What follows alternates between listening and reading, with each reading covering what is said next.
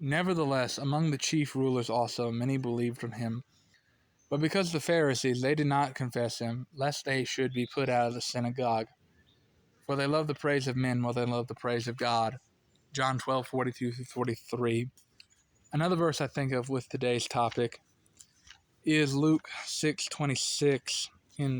Is Luke 6:26, when it says, "Woe unto you when all men speak well of you, for so did your fathers to false prophets." Those two verses come to my mind because today I'm talking about Universalism and persecution, and how I believe the long history of the persecution of Universalists and the contemporary persecution of Universalists is the biggest, I think, hurdle for a lot of people becoming Universalists. Because, I mean, those two verses really stick out to me. I think of the one in Luke's Gospel where it talks about how, "Woe unto you when all men speak well of you, for your fathers did so the false prophets." And I think of that because, like, a lot of people are like, well, if Universalism was true, why isn't it more popular? Why don't more people believe it? And my response is, just because something is popular, just because something is well liked, just because a lot of people believe it, doesn't mean it is right. In fact, Jesus even warns against such a thing, where he says, "Woe unto you when all men speak well of you, for your fathers did so the false prophets." So people are like, oh, well, the majority of the church has always agreed, and that's not even true. But, the majority of the church agrees that Universalism is wrong. I don't think that inherently means it's right. That stance is right. Because, woe unto you when all men speak well of you, for your fathers did so the false prophets. Another one that really sticks out to me is the one in John, where I talked about the ones of the Pharisees. And while I don't think that because the Pharisees committed literal apostasy, where, they, apostatized against God, even, leading to the death of God himself. Still, I think the basic principle applies, where those Pharisees were so concerned about the approval of their fellow Jews, and at the time, the Jews were the church. They were so concerned about the approval of their fellow Jews that they didn't confess him as Lord. They didn't confess Christ because they loved the praise of men more than loved the praise of God. And definitely John 12:43 has really stuck with me. It's one I think quite a bit about, and they did love the praise of men more than love the praise of God. And I think that's the big reason why the Pharisees rejected him. And I don't think the non-Universalists rejecting Universalism is on the same level, where I think they are Christians. It's still, though, a lot of Christians, they don't want to be Universalists because they're worried about the persecution. And I think I've never really met a Christian that says they didn't want Universalism to be true, because everyone wants to be true. Everybody wants everyone to be saved. Everybody wants to be Universalist. I don't see how anyone could have the love of Christ in their heart and not want to be a Universalist. I don't see how that could be so. And I've met a lot of Christians that want Universalism to be true, where in recent years you've seen an uptick of a lot of Christians identifying as hopeful Universalist, or at the very least you'll have people admit inside the debate, yes, we want Universalism to be true. We'd all like it if God actually loved everyone. We'd all like it if Christ actually died for everyone. We'd all like it if God was actually victorious over sin. But that's just wishful thinking. We can't read that into the text. And that's how a lot of Christians often are. They're like, oh, well, we'd like Universalism to be true, but it's just wishful thinking.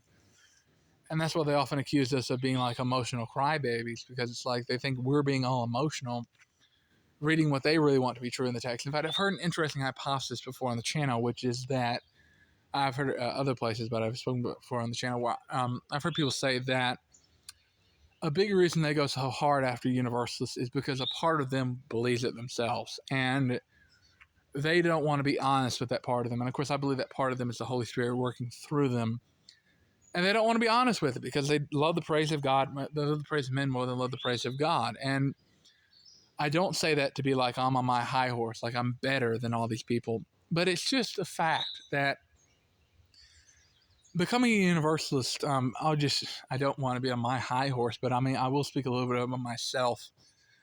I want to be a minister. Like, that's what I'm working toward, to become a pastor. And becoming a Universalist was probably the worst career move I ever could have made, because I've essentially barred myself from ever being able to teach in most pulpits in this country, where, most pulpits, they would, defrock me as a heretic. And even amongst the more liberal pulpits, I mean, I'm an evangelical universalist, for lack of a better word. So, but they might not be defrocking me for the universalism. They're going to defrock me. They would be upset with me at the very least for the more conservative opinions. So, that's just something I do think about. Where, like, for me personally, becoming a universalist was probably the worst career move I've ever could have made. But it's the truth, and I'm going to stand with the truth. So, I've just been thinking quite a bit about this, where I think quite a bit about when will most Christians become universalists, because I read old universalist stuff, like I read L. Hannah Winchester's biography, and L. Hannah Winchester's biography, William Vieplore, I believe it's pronounced. He said that he believed that one day the beliefs of L. Hannah Winchester would become the predominant beliefs of Christians, where he believed that, and Vieplore himself was a universalist, but he believed that eventually, the universalism would become the predominant belief of most Christians, and that's what he hoped, and that's what he believed. And I think other things. Like I read the preface to the Everlasting Gospel, another influential old book about universalism, and it says the same thing pretty much. I hope that this will one day become the predominant view. I believe it uses the language of like a flood of love across the Christian church. And I've often wondered, like, when will it happen? When will most Christians become universalists? And why aren't most Christians universalists? And I believe it's fundamentally because of persecution. Well, fundamentally part because of ignorance, but it also plays back into persecution because a lot of Christians don't know about universalism. But I think that does play back into persecution. Why are so many Christians ignorant of universalism? Because the universalists are persecuted. So if the universalists are persecuted, we can't spread our message, and at least as effectively. And it's just kind of like, I think it ultimately all goes back to persecution. I've even come up with the quote that persecution is our heritage, and I really do believe that. As a universalist, I even look at our history here in the United States, where if you go back to the late 18th century, early 19th century, the universalists back then, universalists were almost killed for their faith many times. In fact, in Europe, some of them were killed. Universalists were persecuted, just socially, ostracized for being universalist. Universalist churches were being forced to pay taxes to the Congregational Church and other mainstream churches that preached eternal hellfire. Universalists were barred from serving on juries because it's believed that the Universalists couldn't be moral because the Universalist denies eternal hellfire. And Universalists had trouble with schooling, where often we had to form alternative schools if we could, because back in those days, public schools were Christian, and Universalist parents would send their kids to school, and the school would actually turn the children against their parents because the parents believed in universalism. The school taught infernalism, and the school would actually turn the children against the parents, and the kids would come back and tell the parents that they're going to get burnt up in hell for their beliefs. And that's just some of the persecution. I mean, there was just so much persecution where, we really do have quite a privilege here in the United States today, where we really do have real freedom of religion, where, they can't use the state to persecute us for our religious beliefs anymore, where they were using the state back then to, legitimately really persecute universalists. And even when they weren't using the state, they were still persecuting universalists. And there really wasn't much the state could really do about it when they tried to kill a universalist minister.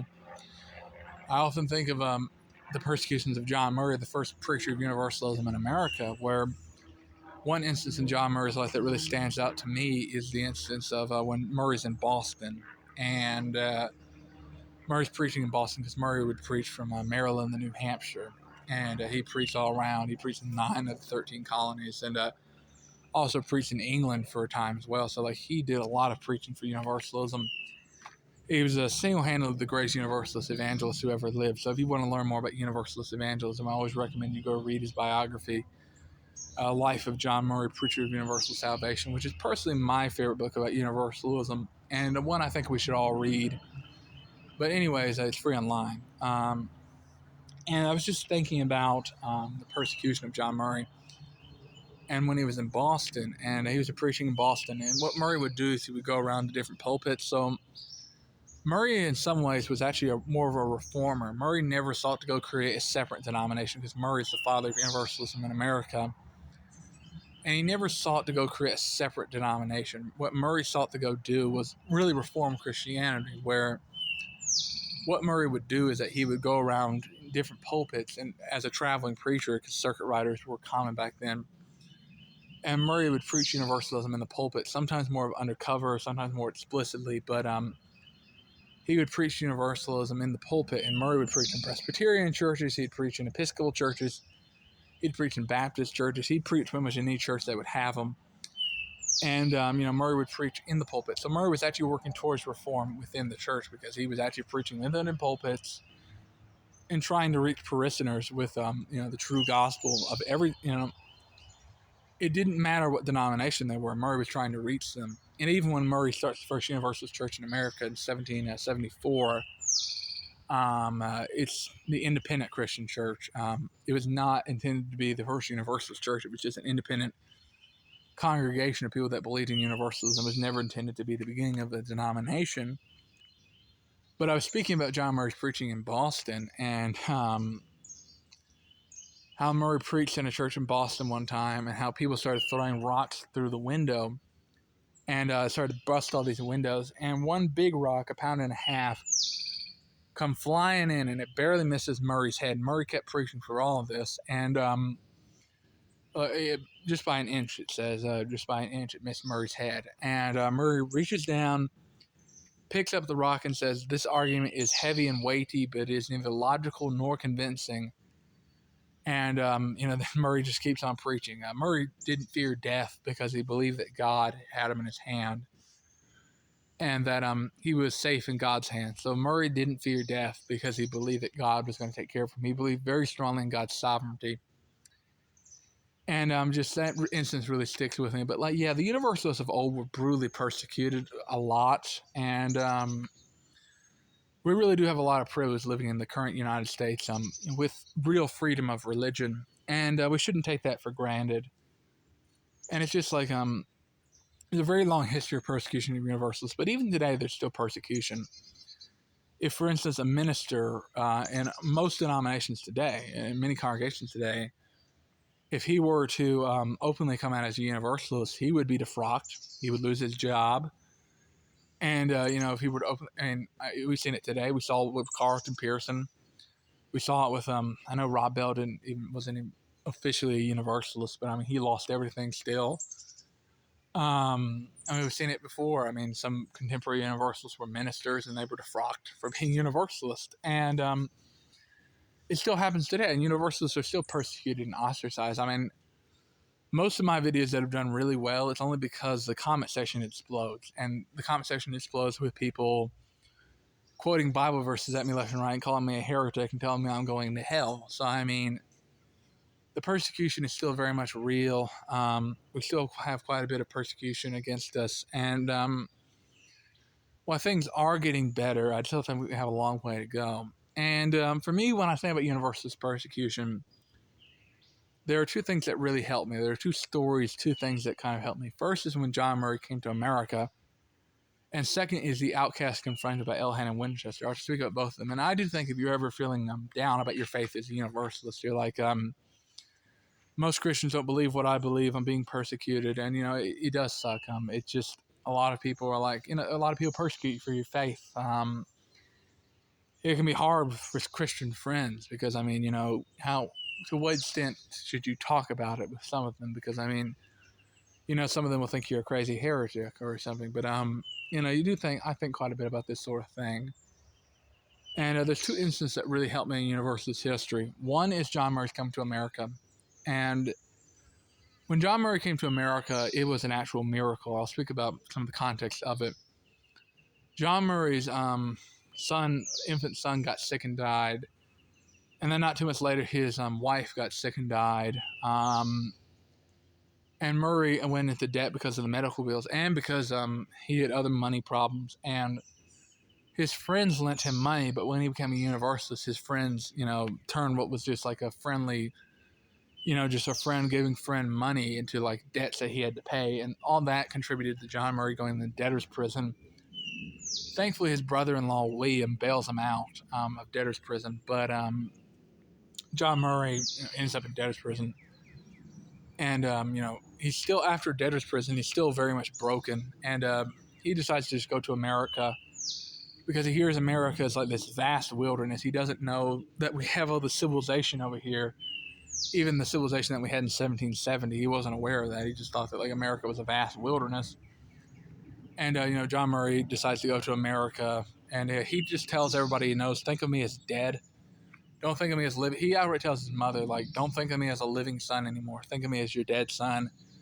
I'm going to America to spend out the rest of my days. And John Murray goes to America. He actually makes a lot of friends on the ship. But anyways, he's on a ship called the Hand in Hand. And they're sailing. First they get down to like Maryland, and then they work their way up. They're trying to work their way up to New York City. And, John Murray is, preaching, not preaching. Anyways, that ship, the Hand in Hand, on its way from Maryland up to New York City, because that's where John Murray's heading, New York City, gets called on a sandbar outside a place called Good Luck, New Jersey. Today it's called Murray Grove, New Jersey. And at Good Luck, New Jersey, you see there's a fog, and that gets them, and then they get kind of lost, and they get stuck on a sandbar because of the fog. And, John Murray's trusted amongst the crew because he's made friends with everyone. So John Murray is a part of a group because they had to get cargo off the ship to help it get light enough to move again.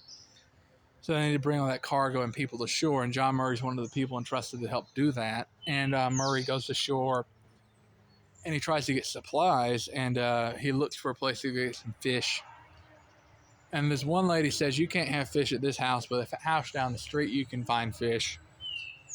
And at that house was a man named Thomas Potter. And Thomas Potter, 10 years earlier, in the year 1760, had felt a call from God to build a church. Thomas Potter was not literate. He was illiterate. And he couldn't read. Well, that's just the same thing. But Thomas Potter couldn't read, and he had people read the Bible to him. But he was a very religious man, even though he couldn't read. He had people read the Bible to him, as I said, and he was very religious. And he felt a call from God to build a church, to build a meeting house. And he believed that God would send him the preacher, because, you see, Thomas Potter was already a Universalist. We don't know how he became a Universalist, but we just know that by 1770, Thomas Potter was a Universalist. He already believed it. And he had gotten upset with all these different ministers over the last 10 years because he'd have them stay and preach in his meeting house. And when he would do that, he would have his neighbors come over. And Thomas Potter, had been waiting for the preacher to fill the meeting house for 10 years. And when that ship was caught up on the sandbar, Potter heard a voice tell him that on that ship is the preacher I've sent to preach universal salvation in your meeting house. And when Thomas Potter sees John Murray, he believes that is the preacher. He asked Thomas Potter. Thomas Potter says John Murray asked for the fish, and he says you can have all the fish you want. And then Potter says, you're the preacher that God sent to preach universalism in the meeting house. He doesn't call it universalism; he calls it his salvation. But that means universalism. At first John Murray's like, I don't know what you're talking about. And then John Murray's like, okay, I know what you're talking about, but I'm not preaching anymore. I've sworn it off. And then he's like, fine, I'll preach in the meeting house if the winds don't change by Sunday morning. This is Saturday afternoon. And, so he stays the night with Thomas Potter. And while in his room, John Murray is thinking, and he realizes that if he pursues universalism if he becomes a Universalist preacher, that he's going to endure a lot of persecution, because he thinks about James Relly, and James Relly is John Murray's mentor. He's the guy who converts him to Universalism. And James Relly was persecuted a lot in London. People would just make up stories about James Relly, like doing immoral things, and there was a lot of persecution of James Relly in London. And then he also thought about the 12 apostles and how they've been persecuted. And he realized that if he became a Universalist, he was going to be persecuted for the rest of his life. If he started preaching this stuff, he was going to be persecuted and hated and reviled, just like James Relly was, but probably even worse. And he knew that. And he decided right then and there that he was going to preach Universalism. I remember Thomas Potter quoted scripture to him and said, at some, because they had a long conversation, like it takes up like well over 10 pages. It takes up a lot of pages. And Thomas Potter says to him in the conversation where he's trying to get Murray to preach in the meeting house, he's like, "You can't hide your light under a bushel." And Thomas Potter eventually gets John Murray to preach, and Murray just isn't is thinking to himself, and he realizes that if he preaches Universalism, he's going to be persecuted, but he decides to trust in God and to preach Universalism anyways. And sure enough, he goes and preaches Universalism in the meeting house that day. Thomas Potter absolutely loves it, and Thomas Potter's like 80 years old, by the way. So he's building that meeting house all alone because he believed that this was like his vocation to build that house in his 70s, and then in his 80s, he's finally getting the preacher, and finally, and let's see now, he Thomas Potter loves it, but he realizes that Murray is needed elsewhere, and he lets him go up to New York, and of course Potter wants him to stay there. And originally Murray intended to come back and settle down there, but he quickly realizes that New York City, that his calling is to preach Universalism around America, and that's what he does. And of course Murray then goes on to endure a lot of persecution. But yes, Universalism in America was started by an actual miracle. Like the miracle of the wind is an act of God in history. So yeah, and also it's just like it's very powerful when you're dealing with persecution to read that story, because Murray knew he was going to be persecuted, but he decided to trust in God. The other story for me that really helps me with persecution is The Outcast Confronted by Elhanan Winchester, which is a sermon, and it's free online. It's on my playlist, Old Time Universalism. It can also be found on the Love Unrelenting channel. All I've done is put that playlist on the. All I've done is put that video on the playlist. But as I was saying, Elhanan Winchester was a Baptist. He slowly, through study of a few books and scripture, became increasingly a Universalist. And eventually, everybody was like, "Winchester, you're clearly a Universalist."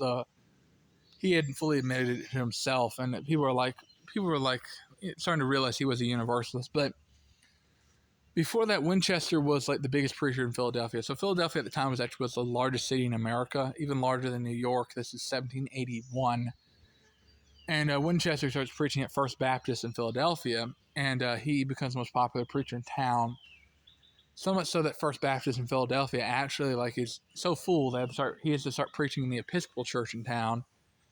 And he's just huge. But people start realizing that Winchester's a Universalist, and Elhanan Winchester is confronted, like, do you believe in Universalism? So he spends a few days in his closet, he says, reading over the Bible and trying to decide if this is true. And he reads over the good book, and he realizes that this is true, that Universalism is the truth. And when he realizes that, Winchester knows that he's going to be defrocked, and he was defrocked. About half the congregation went with him, though. And The Outcast Confronted is a sermon Elhanan Winchester gave in early 1782 to the congregation of Universalists. And they tried to fight for control of First Baptist Church, and they tried to take the building with them, but they weren't able to, even though most of the congregants went with Winchester. But they keep on. He keeps on preaching, and he gets this sermon to the Outcast Confronted, and it's essentially, if you're ever persecuted as a Universalist, I always recommend you read it, because Winchester talks about important things, like, for instance, how the devil doesn't want people to know Universalism is true, because of the old tyrant, as he says, because the old tyrant doesn't want people to know he's been conquered. And one thing we have to remember is that these beliefs, infernalism and annihilationism, come from the devil. The people that believe them more often than not are legitimate Christians, but these beliefs are demonic in nature. And they're fundamentally blasphemous because they teach that God sinned. So in the Bible, to sin means to miss the mark. Most biblical scholars would phrase it that way. Either that, or you can say that it means, to break God's law, to break God's, commandments. And if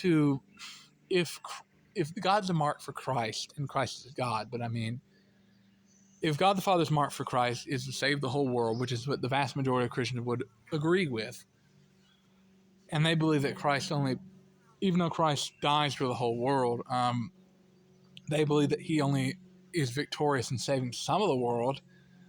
That makes Christ a sinner, because if Christ pays the price for the 100, but only saves one and allows the other 99 to be burning in hell forever or to be annihilated, well, then Christ is a failure. He's a sinner because he failed. He missed the mark. He did not save everyone. And if that's the case, then Christ is a sinner, and that means that God is a sinner. And I mean, God is the perfect being, and yet now you're believing that God has sinned, God has failed. We also have to keep in other things, like, for instance, that all Christians are universalists in Adam. And it's very clear, for instance, if you read Romans 5:17, that Christ is greater than Adam. So, I mean, it's just, to me, it's like Elhanan Winchester really points out just how honestly, how embarrassed all these people are going to be that persecuted and hated the Universalist when Christ returns, and everybody sees that Universalism was true. And they called us heretics, and they called us, demon-possessed. And to me, that's absolutely insane that they think our beliefs come from Satan, because the devil is a narcissist. He's the biggest narcissist that's ever existed.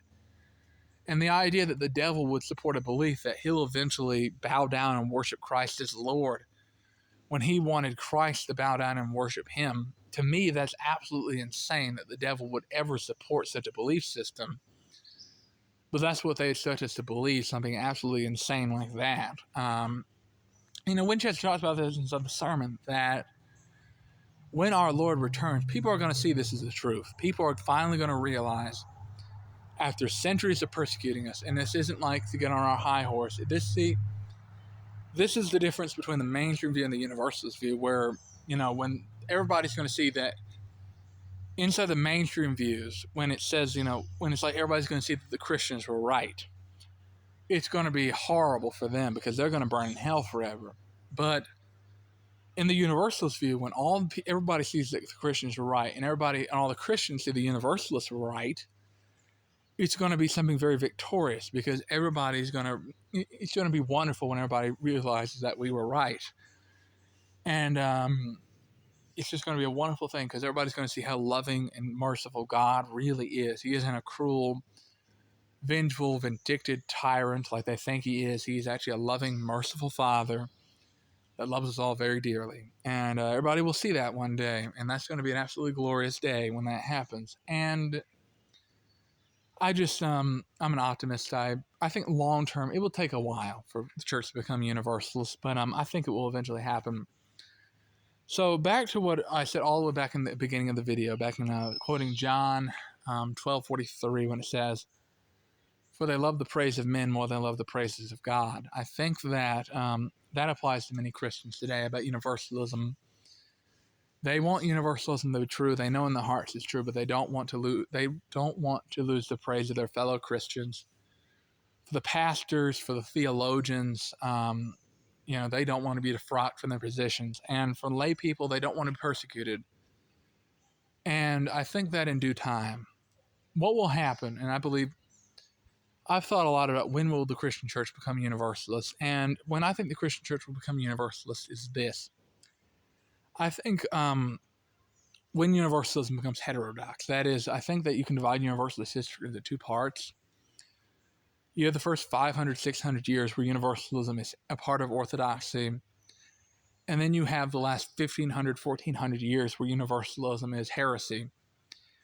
And I think what we've been seeing since roughly about the year 2000, and only continuing now, is that universalism is slowly transitioning. I suppose you can go back further to the 19th century, but really what we've been seeing over the last 2 decades and perhaps even centuries is universalism is slowly becoming heterodox, where heterodox is kind of the middle ground between heresy and orthodoxy, where it's like, okay, it's wrong, but you're not out of the fold. And we don't need to be widely supported or liked for many Christians to start becoming universalists. All universalism needs to become heterodox, where I think if universalism is a valid interpretation of Scripture, where people can finally admit, all right, I can see how someone can read the Bible faithfully and become a universalist.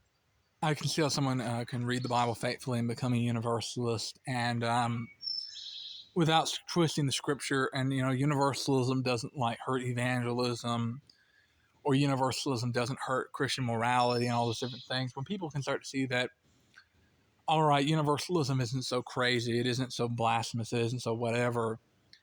If people can start seeing that and start to respect universalism even just a little bit, I think a lot of people will start becoming universalists, because as people start to see universalism as heterodoxy, they'll fight less against the spread of universalism and allowing more people to hear about universalism. But also, if a pastor is not gonna lose his job for being a universalist, if a theologian is not gonna lose his job at a seminary for being a universalist, if the lay Christian is not gonna be brutally persecuted for being a universalist, guess what? Everyone's gonna start becoming universalists, because if there's not gonna be a consequence for being a universalist, and if they can see universalism as a biblically sound position, everybody's going to become a universalist, because everybody wants to be a universalist. It's one of those things where, like, everybody wants to, but nobody wants to go through the persecution. You know what I mean?